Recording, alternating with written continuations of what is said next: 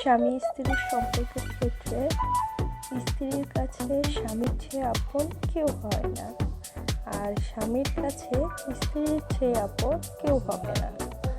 স্ত্রীকে নিয়ে মাঝে মাঝে আকাশের তারা দেখবেন, এটা সুন্নত। স্ত্রীকে নিয়ে রাতের বেলা একটু হাঁটাহাঁটি করবেন, গল্প গুজব করবেন, এটাও সুন্নত।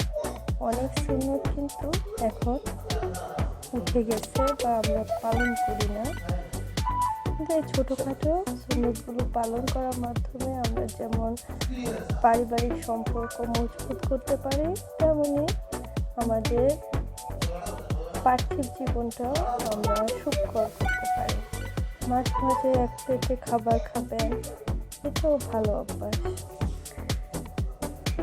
আমার ভিডিওটি যদি ভালো লাগে অবশ্যই একটা লাইক, লাভ এবং শেয়ার করে দেবেন। আল্লাহ।